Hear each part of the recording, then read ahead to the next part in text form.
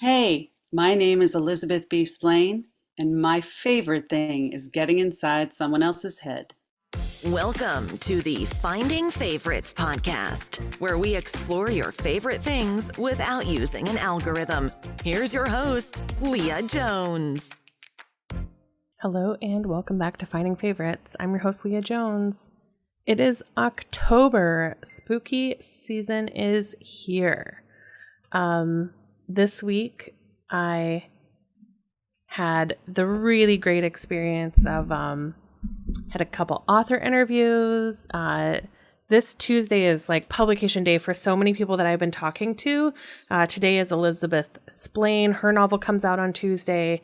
Next weekend, you'll hear an interview with Trish McDonald, but her book comes out on Tuesday. Mike Caron, I think Tuesday is his, and maybe even Don Hogan.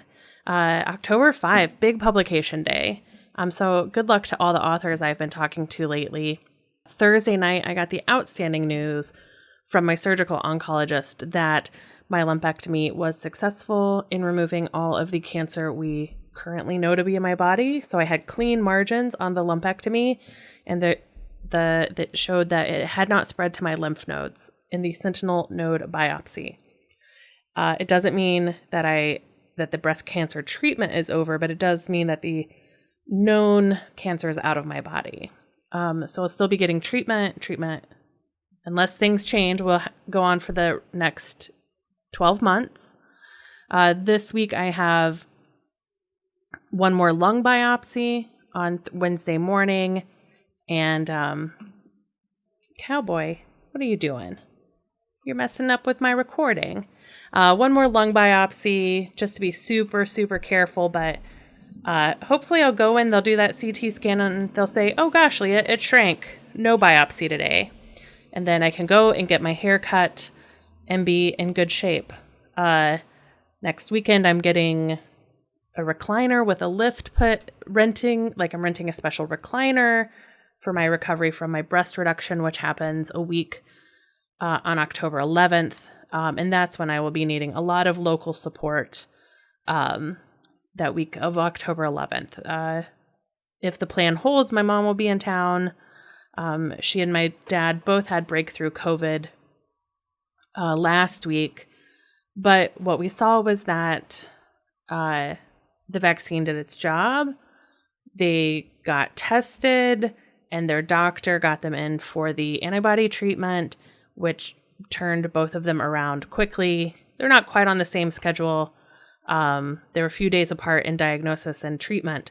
But, you know, on Twitter, I read all day long on Twitter all the horrible stories from ERs of what is happening to people who are unvaccinated. And so grateful that my nearest and dearest have all made the choice to get vaccinated for themselves, for their communities. Because another dear friend, had a family member who came out of retirement as a nurse to give COVID vaccines, and then her aunt caught a breakthrough case and did not survive because she was working somewhere with a very high rate of unvaccinated infections. So boosters are starting to become available for those of us who did Pfizer. The rules are different. The guidance is confusing, so talk to your doctor. I am not a doctor. And enjoy this conversation with Elizabeth Splaine. We do talk about concentration camps and the Holocaust. Elizabeth's novel takes place in one, and does include a character related to Hitler. So the first time you hear her talk about Hitler as a character, you might be taken aback. But stick with us. She's written what sounds to be a really interesting book. And with that, I hope that you have a good week.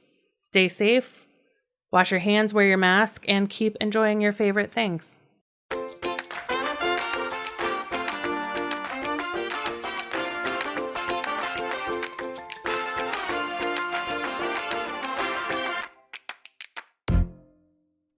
Hello and welcome to Finding Favorites. I'm your host, Leah Jones, and this is the podcast where we learn about people's favorite things and we get recommendations without using an algorithm.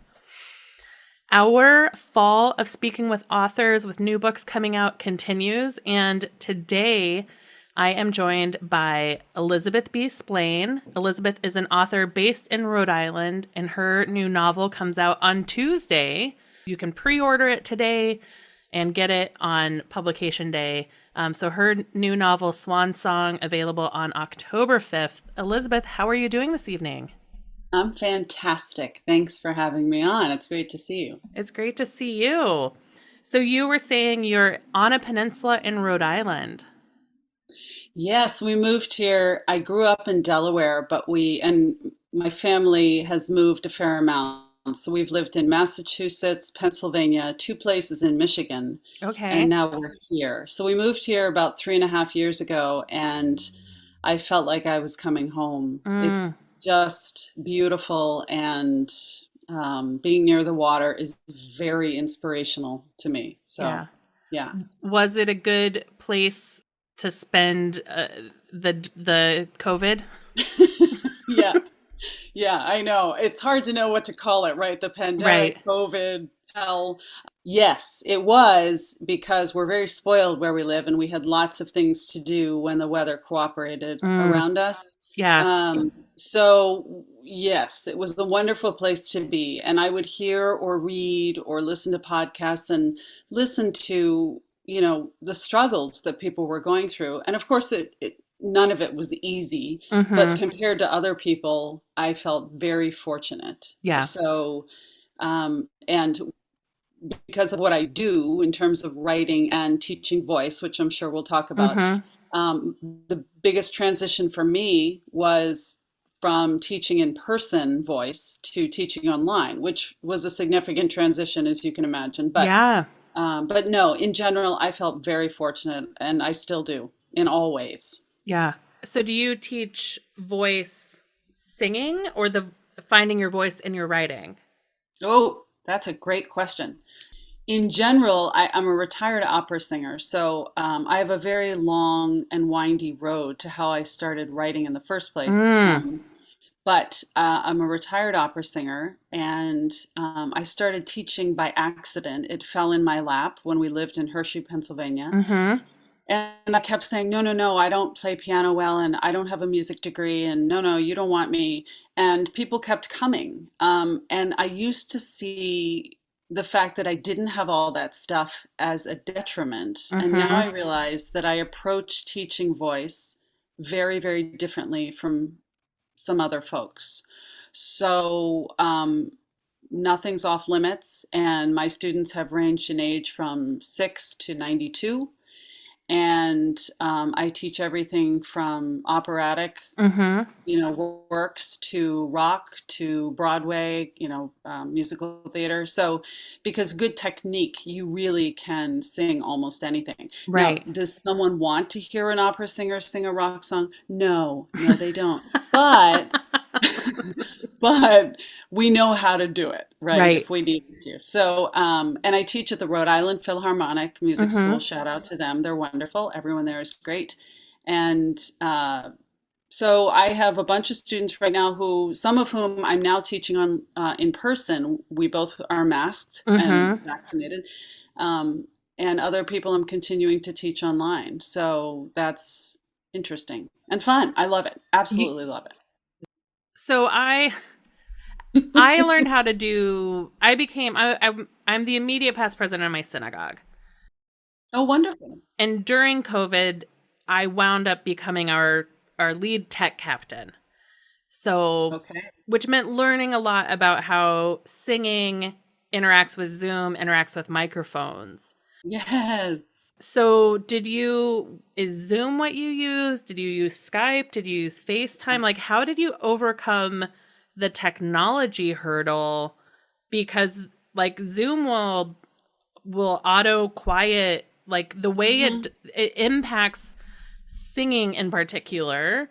So how did Yes. you overcome some of the tech challenges of teaching online? When COVID hit, it was around March 12th. Mm-hmm. And the school sent out a note and said, we're shutting down and if you want to teach online. And I was thinking, yeah, right. Because when we had first moved to Rhode Island from Michigan, a lot of my Michigan students said, will you teach online? And Mm-hmm. I tried to do that. And of course, it was terrible. So Right. I stopped doing it. So I said I wasn't going to do that. Well, a week into the pandemic, or at least our version of it, Mm-hmm. I realized this wasn't going away. And so I said, okay, well, we've got to try this. So I figured out how to, first I started on FaceTime, Okay. and then I figured out Zoom because I had to. Yep. Um, but I've even used Instant Messenger, the video portion of that, Mm-hmm. which is terrible. Any platform you can think of, I have taught online. Wow. And it's the real challenge to me is what you said, the auto quiet. When I play the piano, sometimes they get quiet. And so what I've learned to do with my students is I'll play and let them sing through the song. And then just today with a couple students, I said, okay, sing the whole song a cappella. And of course, they're always like, ugh, I don't want to do that. But it's been a really interesting year and a half because Mm-hmm. it forced me to become more creative teaching and to think outside the box. I'm now teaching more musical theory than I did Mm-hmm. before. I have people get workbooks, and we sometimes will work on that as well. So I've become much more creative in my teaching, and instead of fighting it, after about 2 weeks, I decided to embrace it and realize that there's a lot of positive that can come out of this. Yeah. And so we even had every month we had a performance hour where students when we were all together, we would come together in our beautiful performance space, and there'd be a pianist and a clarinetist, and then a couple of my voice students and a violinist, and it was glorious. And so we did it online. And it was really interesting to see people's responses in terms of they were just as nervous to be online, even though they were in their own homes. Mm-hmm. So initially last year, I let them pre-record, and play the recording, but I've already kind of drawn a line in the sand this year saying, this continues, we're online, this isn't going away. So you need to learn how to perform online. So Yeah. again, it's a unique opportunity to learn to improve in a way that you normally wouldn't. But what's really interesting is when I finally went back to teaching a little bit in person, two funny things happened. When I went into the room and my student came into the room and we were both masked, the first thing I did was put the music stand down on the baby grand piano because that's Mm-hmm. where my computer would go. But of course, I didn't need a computer, but it didn't occur to me. I just did it. I put the music stand down and I spread the music out. And even then, it didn't occur to me. And then she started singing, and I realized I was playing a half beat before her. And she would try to catch up Oh. to me, and then I would speed up. And halfway through the song, I said, I owe you an apology. I said, I am so trained because when we're Right. online, they were always a half beat behind.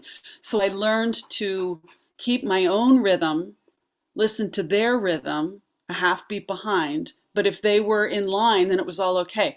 So it was such a brain warp to go back to Mm-hmm. teaching in person with that challenge. It was really fascinating to me how the brain works. Right. We definitely had things like that happen, call and response. Now that Yes. we're back in person, Mhm. we are so slow to respond.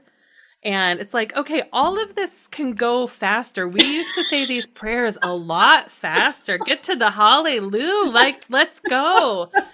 Because it's been, you know, in and out of a Zoom to YouTube and back. And Yes. so, yeah, it has slowed us down. So I can Yes. imagine that happening. Yeah, it is. I know your service is now 7 minutes longer. Right. Truly. And it's so funny though. I have to say what I do like. Of course, I love that I can, I have 2 minutes before a lesson and I can throw a load of laundry in. That's Hmm. awesome. And I love that I can, start the Zoom meeting or FaceTime or whatever exactly at the time. So, but again, I've become much more efficient too. I'll Hmm. say, how was your week? Anything exciting happen? Great, let's get started. Right. So, Because nobody's there's taking off their coat, hanging up right? exactly. Yeah, so it's been fun. I mean, once I embraced it, and this is kind of the way I am that, I'm like, no, I'm not doing that. And then as soon as I embrace it, I'm like, wow, this is awesome. So, Hmm. you know, Did you reach out to any of your Michigan students and say, I changed my mind? actually, a Michigan student reached out to me and I did a lesson with her. And then I said, if you want to continue, that's fine, except that I'm contracted with the school.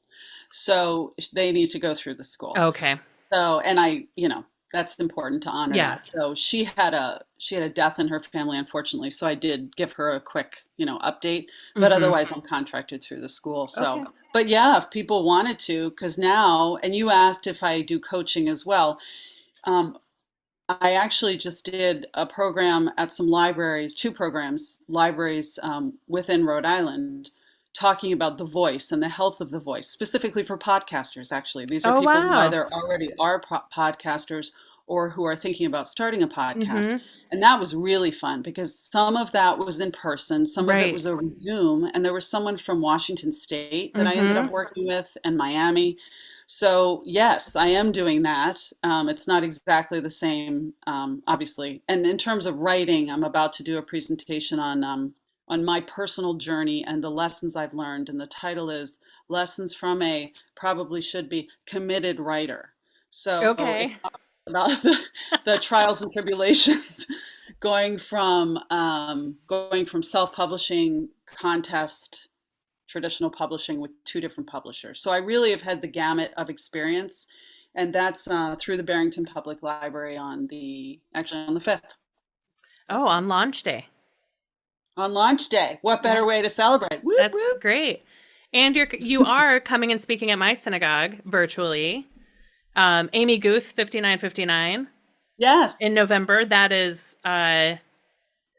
was one of the big parts of my presidency at my synagogue, was helping launch that Oh wow, good with for Amy. Yeah. you, So Leah. we That's are awesome. really excited Yeah. by the diversity of authors Amy brings in, and the programming. It's very cool. So I will look Oh wow. forward to that also.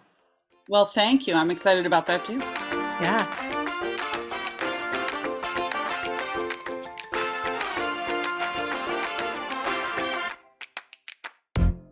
So let's talk a little bit about the book.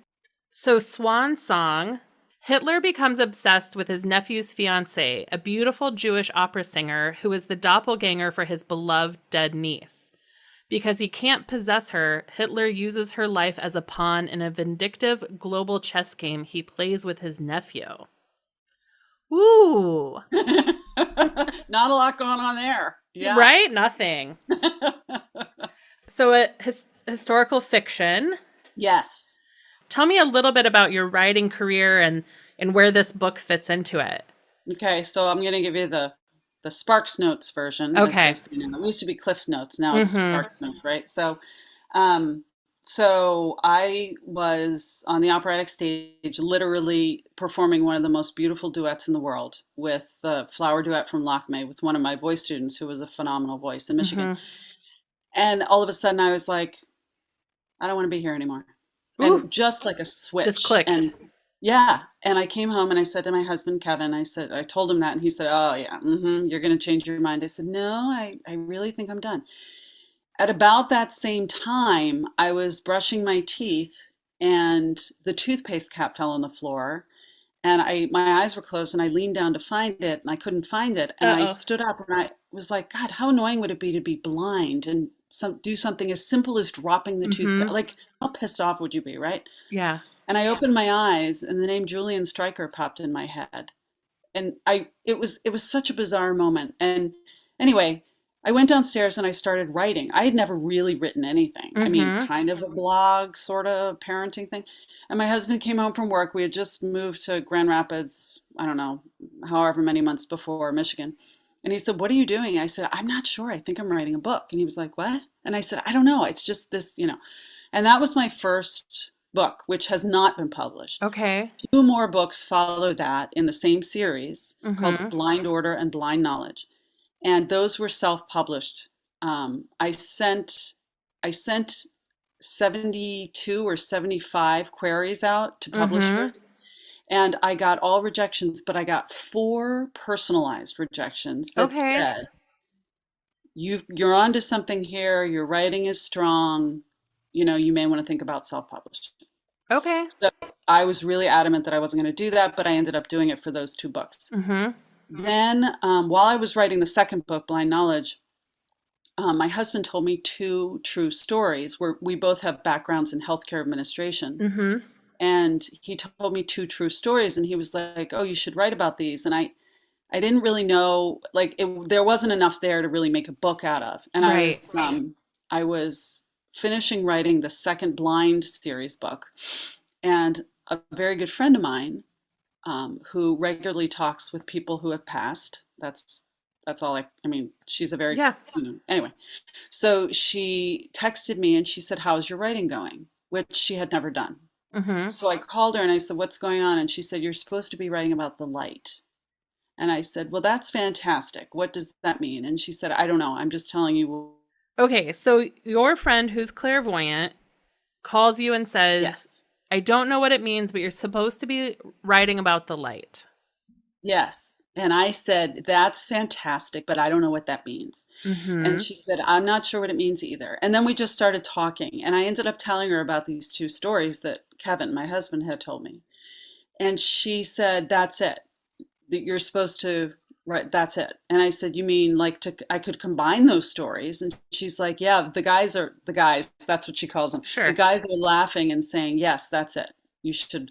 So I said, "Okay, well, I'm finishing this book." And she said, "No, no, no, you're supposed to do it right now." And I was like, "Well, I can't not finish." She said, "Right now." So literally I got off the phone and I wrote, the opening to my book called Devil's Grace. Mm-hmm. Then I was on the phone with a writer friend of mine, Matt Fitzpatrick, shout out, and he told me about a competition in Vermont. Beth, you could win this. And it's not a simple writing competition. You submit your manuscript, but you also have to create a marketing plan. You have to read publicly, and you have to write your own cover copy, and you have to come up with a cover for the book. Okay. So it's a long process. Long story short, I won. The publishing package was the prize. It was the first prize was that. Great. So Devil's Grace came out on November 11th of last year. And while I was in Vermont, for that competition, I started writing Swan Song. Okay. So that's how I ended up here. You were writing Swan Song and you started writing it in November of 2020? I started writing it. No, no, no, no. 2019. Yes, that's because Okay. Devil's Grace came out in November and it took a year. So I won in August of 2019. Okay. And I started writing, like literally the first chapter I wrote, I think, while I was there. So that Okay. was August of 2019. I finished writing Swan Song, the first draft, in, I think it was March of 2020. And the reason I remember that is because, or maybe it was April, because my in-laws were living with us. Mm-hmm. And I came down and read the last chapter to them. Oh. That's the reason I remember it. And then my father-in-law, who's so cute, he's like, "Mm-hmm, mm-hmm." And I said, "You don't like it?" He's like, "Well, I just feel like," and so I changed it. Actually, it's not the last chapter, it's the second to last. Yeah. But yeah. Well, you have to have trusted first readers Oh, to help with those things. absolutely. No question. So this is it pre-World War II? Is it It opens in 1933. okay? And so Hitler is already, he was just voted in as chancellor. Mm-hmm. And von Hindenburg is very ailing. And there's Mm-hmm. rumor that Hitler may, try to take the presidency or the presidency. And Ursula Becker is the main character, and she is a relatively young diva. She is the new grand diva of Berlin Mm-hmm. opera. And she doesn't know that she's a quarter Jewish until about, I think, a quarter of the way through the book. Okay. And she ends up meeting, Hitler had a real life nephew that not many people know about. He was Mm-hmm. an amazing man named William Patrick Hitler. and he was born and raised in Britain.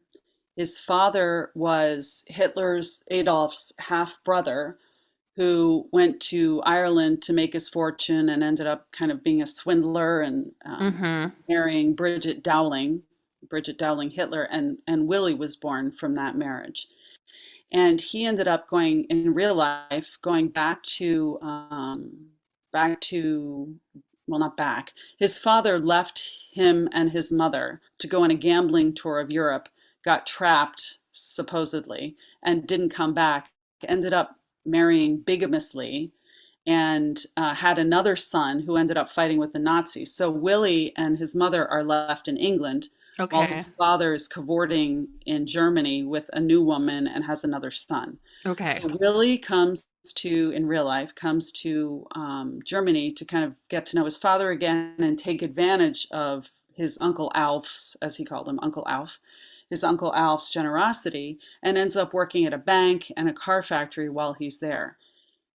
Adolf asks him to join the party. He says no and is very disillusioned, ends up going back to England, and this is all in real life. Yeah. And he goes back to England. England no longer wants him because his name is Hitler. Yeah. So he writes an article called Why I Hate My Uncle, which ran in Look magazine, which is similar to Time magazine. Right. It ran. I'm like, is this sounds like what Mary Trump did? Yes, it's actually remarkably similar, which Wow. again, how many similarities can we make here? But let's Right. let's put a pin in that one. Mm-hmm.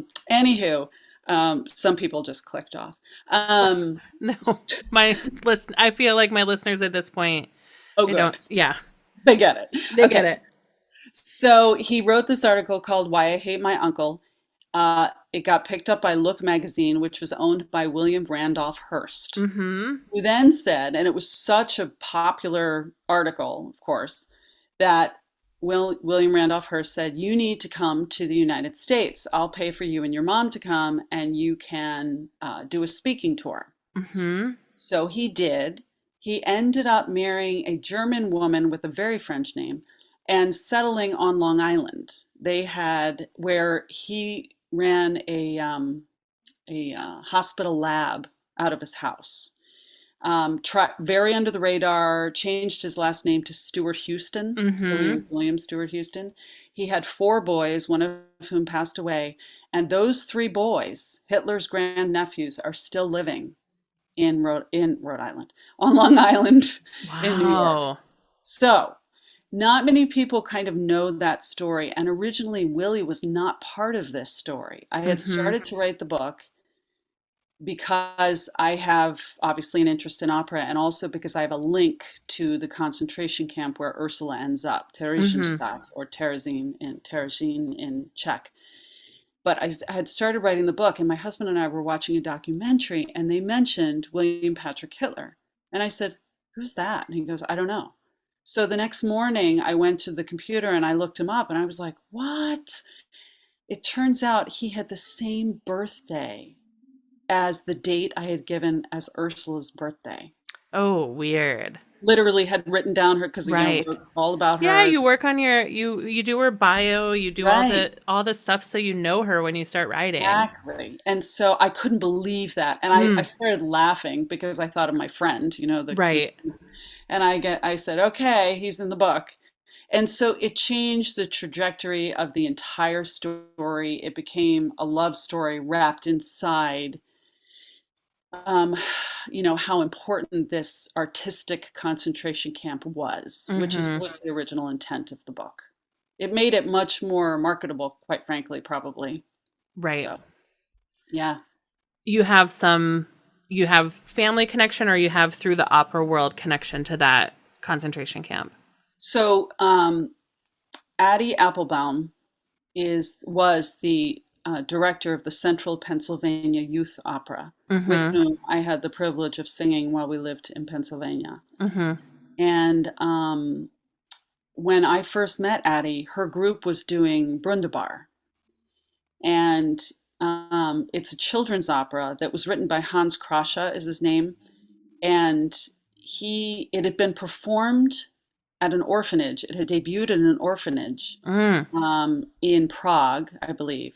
Okay. And then he was captured and sent to Terezin, and he smuggled in part of the score. And while he was there, or actually, I think someone else smuggled it in. But anyway, part of the score was there. He rewrote it, reconstructed it, and Brundabar, the children's opera, ended up being performed more than 55 times at this concentration camp.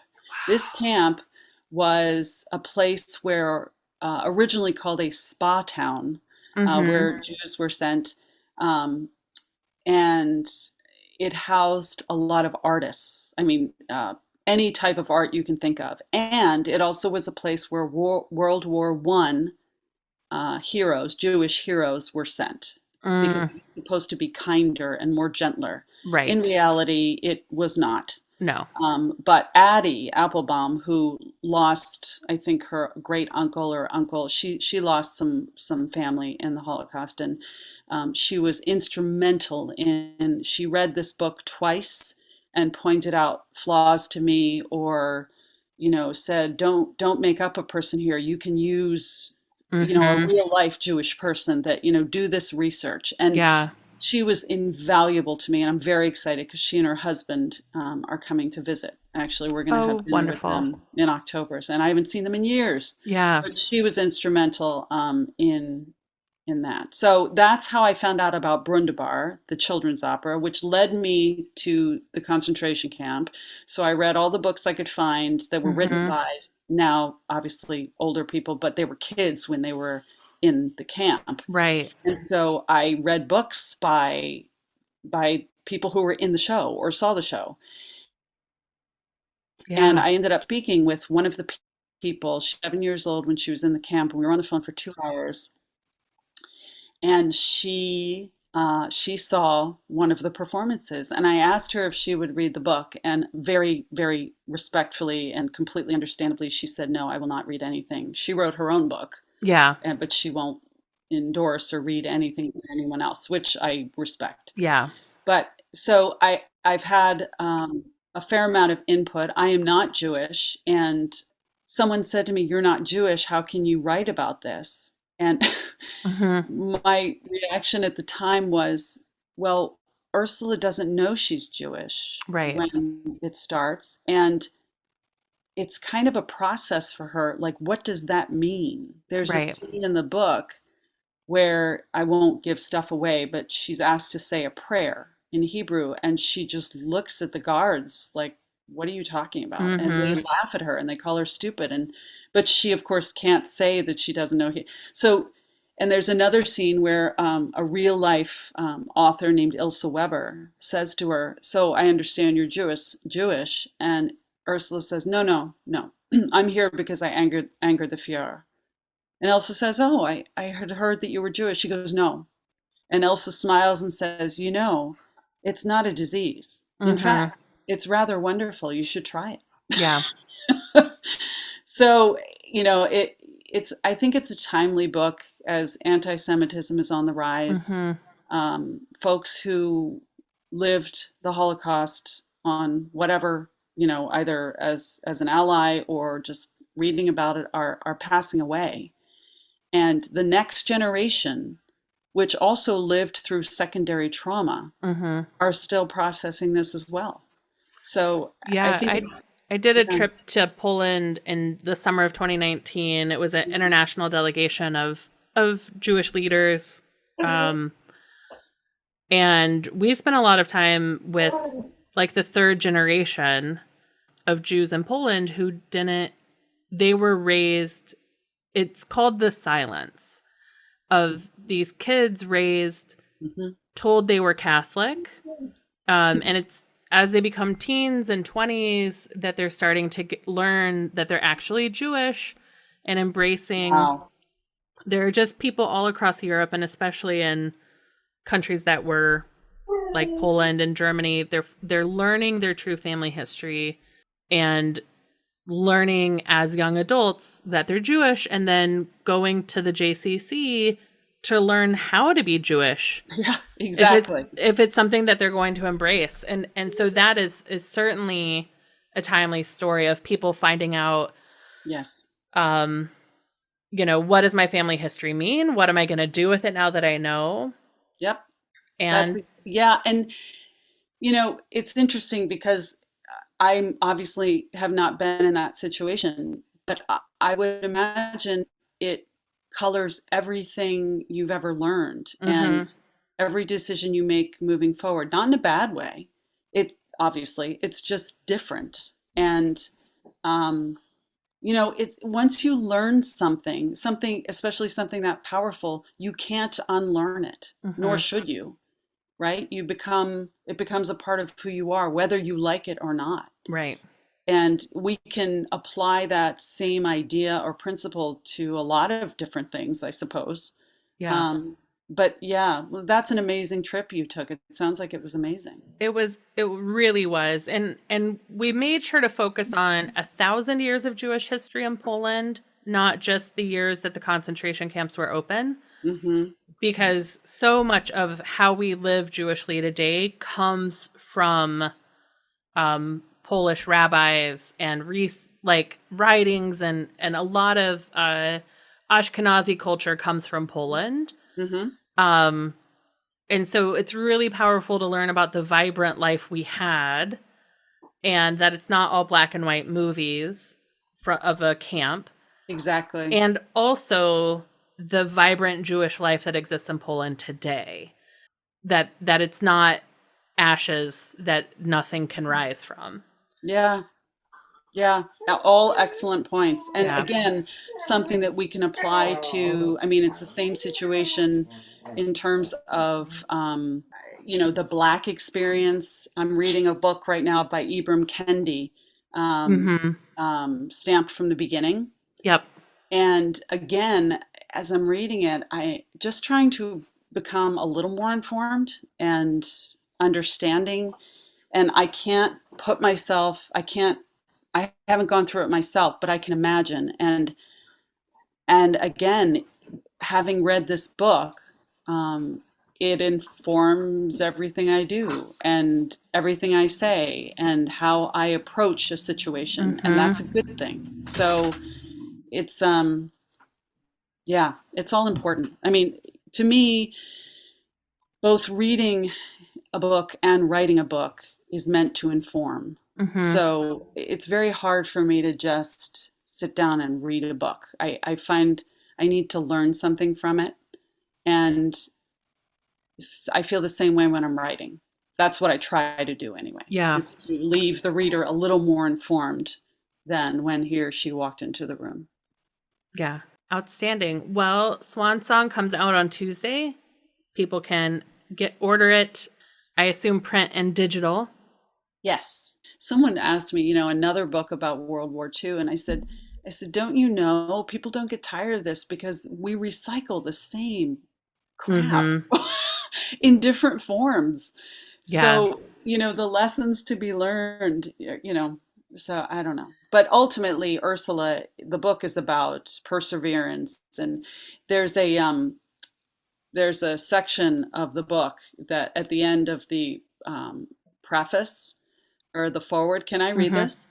Yeah. Is that okay? It Yes, says, please this is do. the end. This is the end of the forward, where I've described why Hitler is obsessed with, that's a whole nother story, Leah, that Hitler had an affair with his niece, his sister's half-sister's daughter. Ugh. Oh, yeah. And Gross. so they lived together in Munich, and this is all in the forward. Um, her name was Gelly, Angela Gelly, and he was obsessed with her, and she was kind of obsessed with him too, but she had a very strong will, and he could not, get through to that. And do you know, at least seven women who had affairs with Hitler attempted suicide, and at least five were successful. Mm. That is appalling. Anyway, but she was one of them. So the reason that Hitler is so obsessed with Ursula is because he was a huge opera fan in real life, but also because Ursula looks so much like Gelly that he, over time, Ursula becomes Gelly in Mm-hmm. Hitler's twisted mind. So at the very end of the foreword, it says this: "This is not a novel about Adolf Hitler, who died like a coward in an underground bunker instead of facing the atrocities for which he would have been held accountable. This is a story that represents the victims, a story about one woman's struggle to survive against overwhelming odds as the object of a crazy person's possessive passion. This is a love story that spans continents and time, war and cruelty. Has to offer a tale of the resilience of the human spirit, of the light against interminable darkness. And we all know that in the end, despite the unthinkable atrocities that were waged on the innocent, the light overcame the darkness." That's the end of the foreword. And you remember that I told you my woo-woo friend said I Mm-hmm. should be writing about the light. Well, in Yes. Devil's Grace, there's a lot of light. It's not all crazy stuff, but Mm-hmm. it's kindness, compassion, empathy. And this book, Swan Song, is also about kindness, empathy, compassion. Where do you find that when everything around you is black and gray? Mm-hmm. You have to go inside, you have to metamorphose into something else that you thought you couldn't be. You have to find that inner strength. You've got to learn, you've got to adapt, you've got to grow. All of my characters, I try to make them do that, because that's life. That's moving through life in a positive way. Mm. So, Thank you for sharing that. well, thank you for listening. Yeah.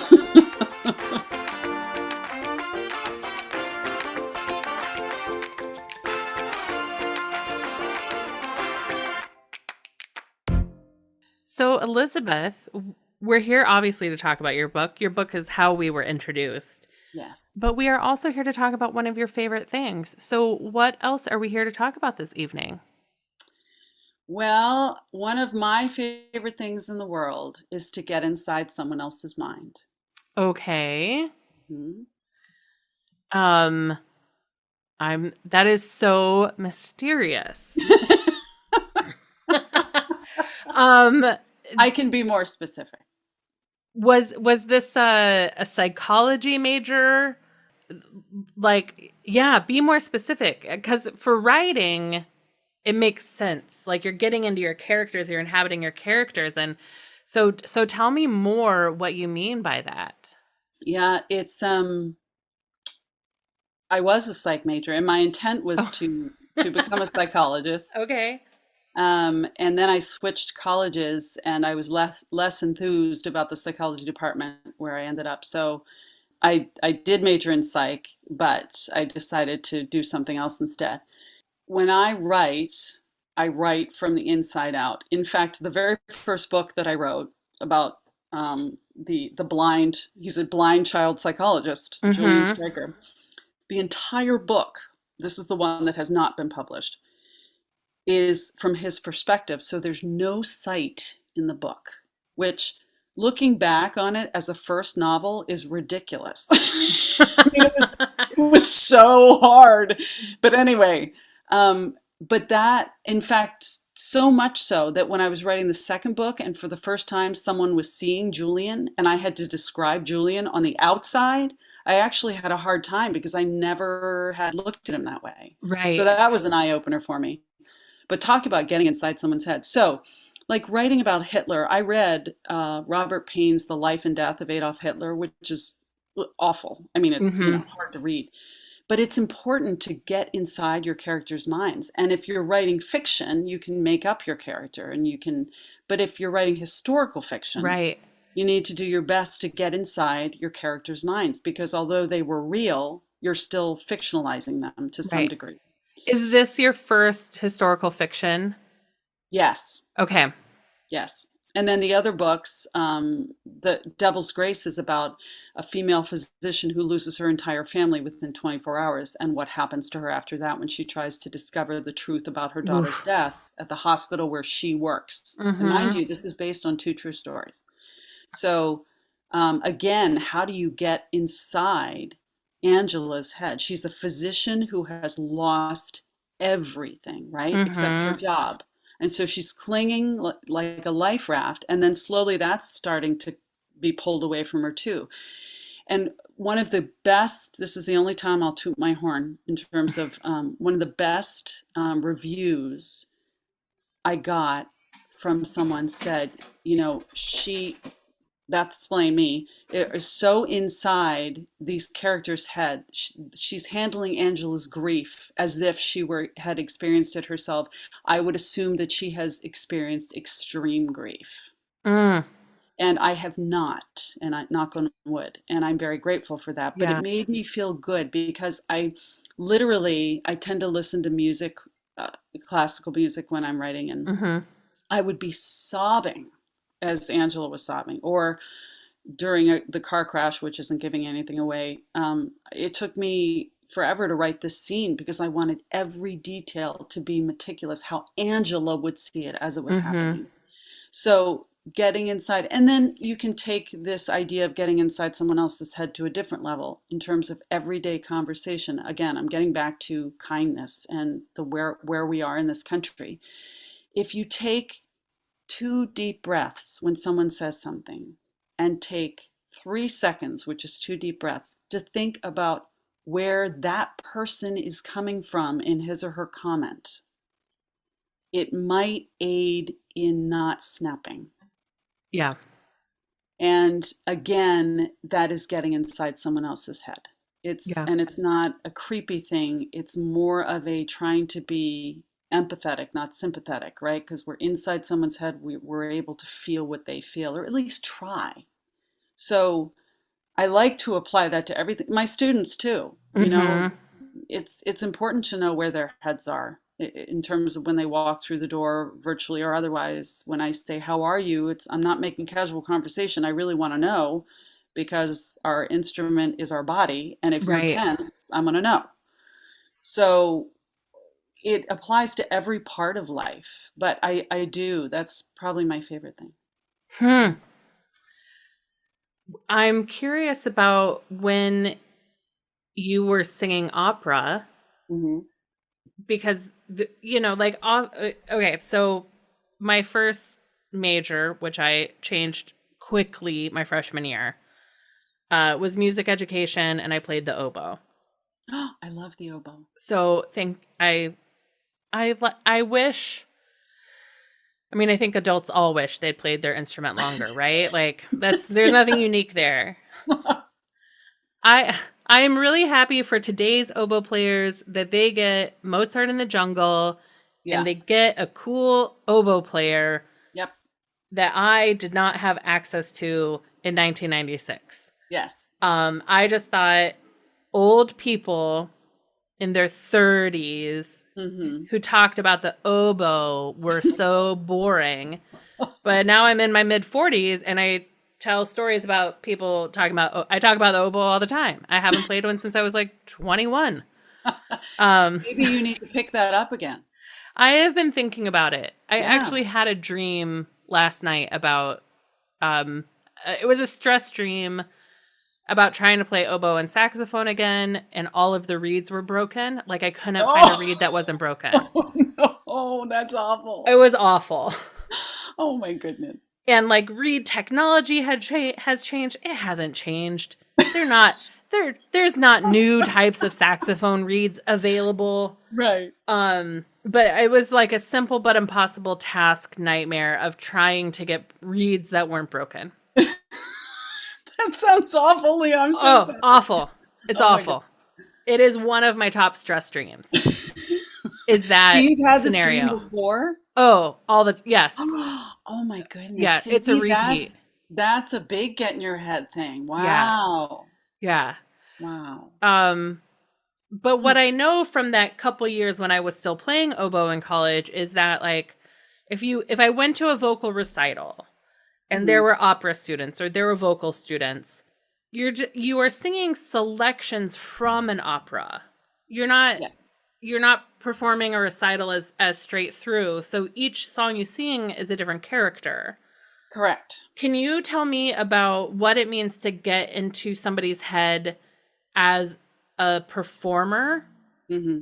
So obviously, when you do a full show, you say your character, and it's a lot easier. Mm-hmm. But to your point, in concert, one of my favorite things is to morph from character to character. In fact, one of my favorite, and I'll answer your question more directly, but one of my favorite pieces, it's an art song called Death and the Maiden, Der Tod und das Mädchen by Schubert.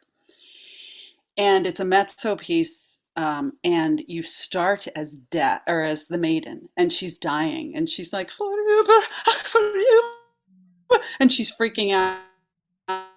She's dying, right? And she's panicky, and the music is da da da da da da, very tense underneath her. And then all of a sudden, you have, I think, a bar or two of transition where it's da da da da, and then in that 2 bars, the performer has to morph into death, and he says, gib deine Hand, du schön und zarte Bild. And it's all on a low D. Oh, it's Mm-hmm. fabulous. I'm sure I'm singing it terribly. But anyway, so you go from being the maiden to death in a period of 2 bars. Mm. And it's one of my favorite art songs to perform and also to teach. Right. Because one of my favorite things to say to my students is, if you were singing to a blind person, how would you communicate your emotions? Mm-hmm. And then I said that to a student, I think yesterday or today, and she goes, uh-huh, uh-huh. What if you were singing to a deaf person? And I was like, okay, well, that's It's a another different, conversation. different. Yep. Right. Anyway, that's why I love working with kids. They're Yeah. and they think outside the box. But anyway, so to create that transition, so part of it is in your head, part of it is physical, and if you can create a physical manifestation of your character, well, audiobooks are another thing. When I was doing different voices, I recorded a book called Mayflower Chronicles, and Mm-hmm. it's all about the coming over on the Mayflower. And there was the main character, William Brewster, and I had him talking like this. He was very, very, very British and always like this talking. And I realized as I was recording that every time I was talking as William, my head would drop to the right and my right shoulder would come up, almost as if that were a physical manifestation of this Mm-hmm. voice. And I didn't even realize I was doing it. It became a problem It because it was hurts after a right. while. But so to answer your question, when you're preparing to sing, you come out, people clap, you introduce yourself or you don't. And then I do this, and I request that my students do this too, where you look down, and when you look down, you're gathering your breath, you're trying to calm your heart rate, Mm-hmm. making sure you're very grounded. But when you come up, when you lift your head, it's the cue for the accompanist to start. It's no longer you. You're Mm-hmm. either Carmen or you're Delilah or you're whoever you are when you come up. And I want your eyes to say that. And I want that maybe the way you stand. Carmen has her hips a little bit forward because she's a prostitute. Mm-hmm. So you become that character. And every movement you do is that character. Yeah. Now, in classical voice, you're thinking a lot about, not only if you're singing in a different language, but technique and all this other stuff. So it's not that I'm feeling these emotions. Someone said that to me recently. They were like, how do oh, it was amazing. Your voice cracked because you were so emotional. And I said, no, my voice cracked because I wanted it to crack on that note. Because Mm-hmm. this is I Dreamed a Dream when Fantine sings Yeah. in Les Mis. But it's not about what you feel inside, it's what you make the audience feel. It's drawing them to you as a performer, not as you, but as that character. And in order to do that, you have to get inside that character's mind. And then it comes from the inside out to create the physical manifestation and or the voice that goes with that character. Or at least that's the way I see it. Mm-hmm. Did that answer your question? It was an outstanding answer, and it Okay. got me thinking, especially how when I was in my 20s, I worked in study abroad administration, and so I went with a group of students to Japan for their orientation, Uh-huh. and as part of that, we went to a storytelling festival. and I saw classic Japanese storytelling Mm, where it's a man sitting on a pillow doing all of the parts. mm-hmm, And I don't speak Japanese. And it did not have super titles because this was like mm-hmm, a local festival. mm-hmm, But he embodied the characters so completely mm. that I was still able to follow the story. I was able to Yeah. get the gist of it. And there was also this kind of like classic two-man stand-up comedy. Stand-up comedy is the wrong kind of who's on first? Mm-hmm, like an interaction. An Yeah. interaction, a straight man, funny man, Mhm. uh two person back and forth repartee. Yep. Um that they so deeply embodied their characters and whatever it is they were talking about that I was laughing right along with the crowd. And I think that is when you are able to like embody the mind or Mm-hmm. get into the head of a character that you can telegraph that to your audience. That's a really great example you just gave, and a credit to those performers that they, Mm-hmm. were able to achieve that. It really is amazing, in terms of movement specifically and working with kids. This is what I say, hands are super, super useful until you're on stage, and then no one seems to know what to do with them. Oh, And they're so they end up kind of flailing around like T-Rex arms mm-hmm. because no one wants to be big on stage. They try to be very small, and I work with them to be big. Mm-hmm. Um, or they're kind of twisting their shirt or something like that. So whenever you move on stage, this is not, rocket science. This is basic acting. There needs to be a motivation and a resolution. If you're going to lift your arm, you need to be motivated in some way to lift your arm. You also need to have a plan to resolve the motion and get it back To to get your your arm body. back down. Exactly. So one of my favorite things is to watch kids perform, and they'll be singing, and then all of a sudden they lift their arm and point. And clearly they were taught, you need to point over there, and they're like, "Oh, I forgot," as Uh-huh. opposed to working it into the song. So I actually, even with like 7-year-olds, I'll say, just today, I was working with, I think she's 8 now, but I said, we were doing Part of Your World from Little Mm-hmm. Mermaid. I said, "Tell me how Ariel feels when she's singing this." And she looked at me, and I said, "Is she happy?" And she goes, "No." And I said, "Well, how does she feel?" And she said, "She's sad." I said, "What else?" And she said, "What do you mean?" I said, "Well, she just had a fight with her father." And she said, "Yeah, so she's mad." And I said, "Well, Mm-hmm. show me a mad face." And so she showed me a mad face, and I said, "Why aren't you doing that when you're singing?" And then I'll say to them, this is again where it's useful to be online, because I'll say, "Look at yourself and do it again." Mm-hmm. And then, of course, they collapse into giggles, but the point has been made. And I'll say to them, you don't have to feel angry. You need to look angry. And it's Mm-hmm. important that you don't feel angry, because when you feel angry, you're introducing tension into your body. And as singers, that's not what we want. Right. So it's a really interesting melange of, and this is what I mean when I come at this a different way. I don't know what was taught in music school. I don't know what was taught in pedagogy. This is just from me being on stage and learning what I needed to learn the hard way, because I didn't have the background, Right. and knowing what works and what doesn't. So how did you get from a psychology degree to singing opera? Because so Well, many people yeah. that studied opera didn't get to sing opera. And that sounds that sounds like a weird backhanded compliment. I just don't know the path. If you're Yeah. not if like how did that happen for you? So I started studying, but I knew I wanted to be a singer when I was little. Like when I Mhm. was 5, I was like, I want to sing and I want to take lessons, and no one would listen. No one would, back then, no one would give a kid that young lessons. Right.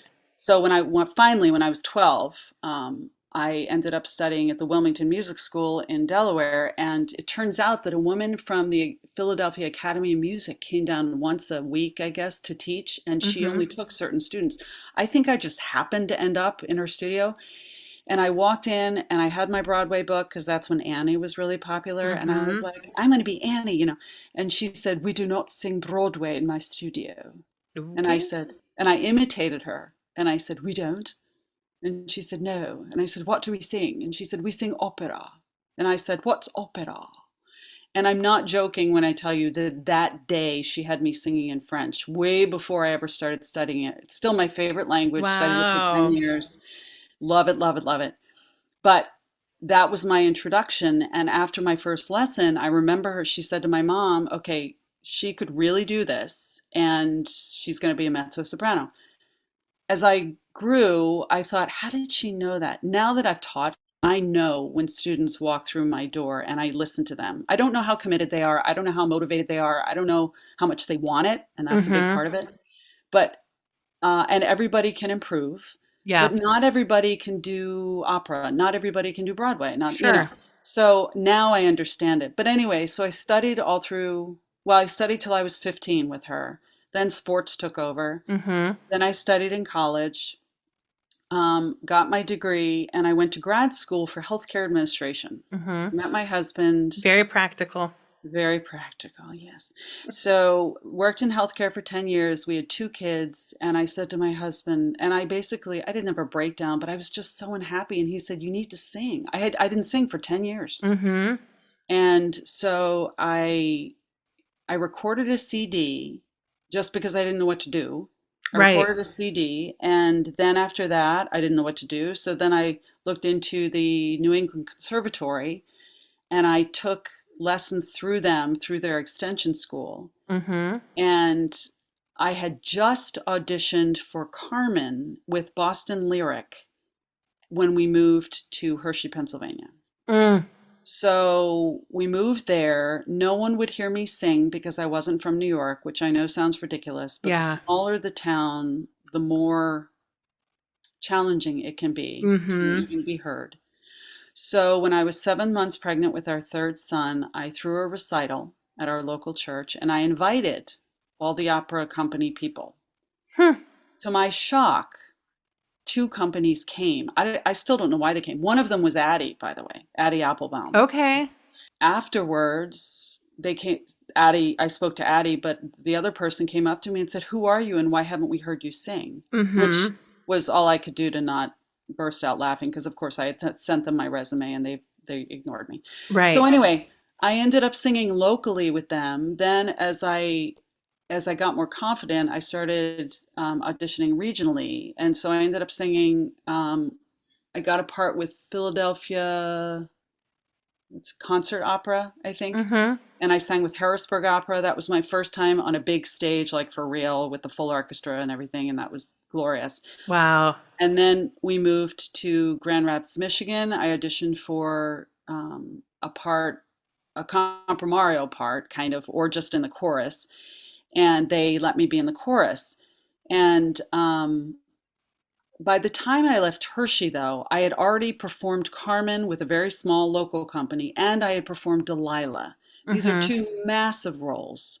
So going to Grand Rapids and being put in the chorus, I was kind of like, yeah, I knew I wasn't the best, but I Right. also was better than that. So I said to my husband, I'm going to give them one season in the chorus, and then if I don't get a part, I'm out of there. Yeah. So I did that, but I was the one who was in the back in the chorus, and the maestro would say, I need someone. I'd say, I'll do it. He goes, you don't even know, I'll do it. Mm-hmm. And so by the time the show went on, I was front and center, sitting on the lap, in the scene, wearing the most, these beautiful costumes. And so I ended up performing with them for several shows. And then we moved to right outside of Detroit, and I auditioned for Detroit Opera. And I remember walking into the opera house thinking, this is it. I have really, truly made it. The fact that I got an audition, that they granted me an audition, Mm-hmm. was amazing to me. And that, I won't bore you with the whole story. That was a life-changing event for me. And it also was the moment where I thought, I'm not sure I want this as much as I thought I did. Right. So, and that's when I actually sang with a local children's opera company in outside of Detroit. And I Ooh. started to wind down and I did personal performances or fundraisers. Mm-hmm. And that's when I thought, yeah, I don't think I want to be here anymore because Yeah. I think I had achieved my goal. And I did it from scratch. I mean, I clawed my way. Truly. Yeah, really, truly. And no music degree. No, I mean, when I look back, when I got into writing and people were like, oh, you need to understand the odds. And I would always laugh and say, no, no, you don't need to worry about me, honey. I'm fine. Right. I'm fine. So that's how I got into it. That's amazing. I think of when you were listening to episodes, you probably did not pick the one on Klingon. I did not, but tell me. But she was a musical theater person that I went to undergrad with at Millikan. And Millikan's a musical theater Yeah, I know. big school. Great school. And she kind of, after school, she bounced around in productions in Minneapolis. And then because of the classic singing and language and opera vocal stuff at Millikan, Mm-hmm. she now is a Klingon performer, and she Oh, translates pop songs into Klingon and performs them, and she's released 3 EPs so oh far. my God, that's amazing. She's the Klingon pop warrior, Oh, that's and it's awesome. a blast. Well, now I Uh, need to listen to that. it's a very fun episode. But it's that tenacity to just it takes a lot. You know, one of the things that I love about this podcast is getting to talk to people about adult hobbies. Mm-hmm. I think it's so easy to be afraid. It's hard to be a beginner. Yes. And there's Yes. this kind of famous quote, Ira Glass quote, that's about when your skill and your taste don't match. Like Hmm. you start trying. When I started trying to do the podcast, I Mhm. listened to like podcasts with professional sound engineers, and so my taste is for a better sounding podcast than I knew how to do. My taste was for an interview. I've got some of my first interviews where like I barely say a word because I'm not comfortable interrupting. Yeah. But in order for your skill to catch up to your taste, you have to keep doing the work, and it is Yeah. so hard. So I love this story of that you kept putting yourself out there and you returned to it and showed up at auditions. That's outstanding. Thank you. I appreciate that. It's funny though, if someone says no to me, sometimes it's a no, and other times my response is, "Oh no, you just don't understand yet." Mm-hmm. And so, probably if it's something I really, really want, like this writing thing, Yeah. I've been doing this now for 6 or 7 years, and sometimes I'm banging my head against the wall because, the odds in this presentation, the lessons from a should be committed writer. I open it with I forget the exact number, but it's like 0.00016 of percent of indie authors will sell more than 1,000 books Mm-hmm. in the book's lifetime. Yeah. So when you look at those odds, why would anybody do this? Right. And I know there are people who have grown up wanting to be writers. And I feel a little guilty, sort of, when I hear that because people are like, what do you mean you didn't want to be a writer? I was like, well, actually, one of my goals was to get a book published, but you didn't want to be a writer. Well, not necessarily. Right. So, like I have a bucket list and Mm-hmm. I'm checking things off my bucket list. The one was to sing with an orchestra, and on Done. the operatic stage. So, but this writing thing, it's obviously so much bigger than that because it's Mm-hmm. blossomed from there. But, if someone says, oh, I'm not sure that we'll carry your book, that doesn't happen now because I have a distributor. But when I was self-published, I stood in the middle of the bookstore in the thriller section and this guy was perusing and my book was there. And I said, oh, you looking for a good thriller? And he said, yeah. And I said, this book's really good. And it and I said, now in all fairness, I'm the author, just to Right. be clear, but it's really good. So, you got to be proud and promote, Mm-hmm. not cocky, and you need to constantly be open to learning. But I also remember like my kids were they would say, God, Mom, like you talk about your books. And I said, well, who else is going to talk about my books? Right. And I said, think about it this way. When you see a commercial for Doritos on TV, do you think, wow, they are shamelessly promoting their product? What a bunch of Mm-hmm. losers. Right. No, No. right? If I had $1 million, I'd buy a 30-second ad too, but I don't. Mm-hmm. So who else is going to do it? And that's something I think a lot of writers need to get outside of themselves and suck it up and realize that just like opera, show up on time, be prepared, and do the darn work. Mm-hmm. So it's not just about writing a great book, it's about marketing a great book, selling a great. I think it's interesting that the contest you won for your previous book, that part of it was doing the marketing plan. Yeah. That they wanted to know you understood the business Yes. of it. Because 50% of the books, Leah, 50% of the books that are created now are by the big four, or is it five? I have four Mm-hmm. publishers now. And the other 50%, all of the other 50% is indie publishers. Yeah. They don't have, as you know, the budgets to support marketing, even if Yeah. they wanted to. And some do, and some try. But it's just you got to be creative. And I was very fortunate that a local bookstore created something called the Rhodey Reader Book Box. Mm-hmm.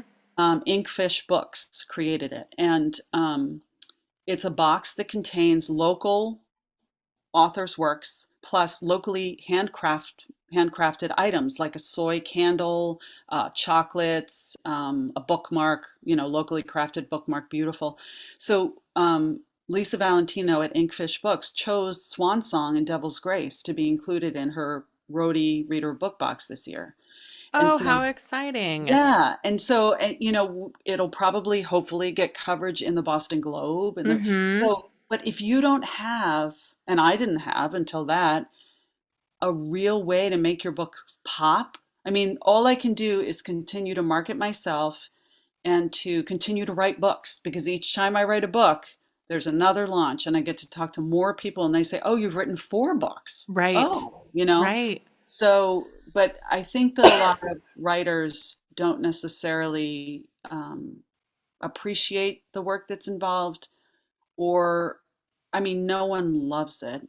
Would I rather be Mm-hmm. writing, or, yeah, but it needs to get done, so you do it, just like everything else. So if someone says no to me, I take that as so you said no, but your eyes said yes. So, Mm-hmm. kind of deal.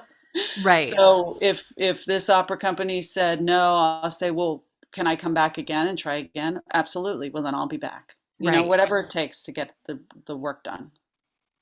I love it. It's I really appreciate you taking the time tonight to talk to me about your story and your opera career and your favorite thing of getting inside of other people's heads. Yes. So Was fun. there something, because I feel like we went on a tangent real fast. Was there anything you had planned that you wanted to say about your favorite thing that we didn't get to, or that you'll have that there's that French phrase, it's like you get to the bottom of the stairs and then you remember the response. Oh, no, I don't know that phrase. That sounds awesome, though. If you think of it, let me know. It's essentially like the stare retort. It's Oh, yeah, but no. but is there something I didn't ask you that if we hung up you'd be like, I can't believe I didn't say this XYZ? No, I guess just, my website is Mm-hmm. helpful, elizabethsplaineauthor.com. But I did want to add that when I first heard about, your favorites, our oldest son, who's now 26, he used to, in preparation for bed and trying to avoid actually going to sleep, we would play a game called What's Your Favorite? And so it could be, he'd say, "What's your favorite dinosaur?" And I'd say, Mm-hmm. "What's your favorite movie?" So when this came up, that triggered that memory, which was wonderful. So I Oh, knew what a I'd like sweet you. memory. But no, you covered everything beautifully. And I'm just so grateful for your time. And you're a joy to talk to. And thank you for making it so easy. Thank you. So people can find you online, elizabethsplaineauthor.com. It'll Yes. be linked in the show notes. Are you tweeting or TikToking or Instagramming? Yes, I'm doing all those things. I'm on Facebook as Elizabeth Splaine author, and I am tweeting as I think it's Elizabeth Splaine, and Instagramming as Elizabeth Splay too. So it's SPLAI 2. But I think if you look up Elizabeth Splaine, you'll probably find me. Great. I will link to those all in the show notes. Thank you. And it is, I'm going to put the link in the chat of this phrase because I think you have a better handle on French than I do. So let's see how you say this French phrase. L'esprit de l'escalier. Yes. How's that? It's L'esprit de l'escalier. perfect. Yeah. Escalator wit or Yeah, staircase wit. the spirit of the stairs. Yeah. That's cool. So that's when you get to the bottom of the stairs and then you have the response. L'esprit de l'escalier. Yeah, that's awesome. That's cool. Thank you for sharing that with me. I'm You're definitely welcome. using that. Oh, it's a good one. Except I can never remember it. Maybe you will now. You can just say l'esprit de l'escalier. L'esprit de l'escalier. Parfait. Très bon. Actually, the book I'm writing now, which is tentatively titled Butterfly Reflections, or well, anyway, it's about a 97-year-old former OSS operative who was in Paris during World War II. And she was in the resistance, and it's based on someone I know. And she Ooh. befriends a biracial 15-year-old girl who has her own challenges. So it's another historical fiction, but it's been fun because I've been speaking with my French accent as I've been talking with my friend Celeste DeWitt. She is the main character in the book, and I am talking with her all the time. So it's been fun. Oh, amazing. Well, I look forward to having you back when you publish that one as well. Thank you. Thanks for your time. Thank you. Thank you for listening to Finding Favorites with Leah Jones. Please make sure to subscribe and drop us a 5-star review on iTunes. Now, go out and enjoy your favorite things.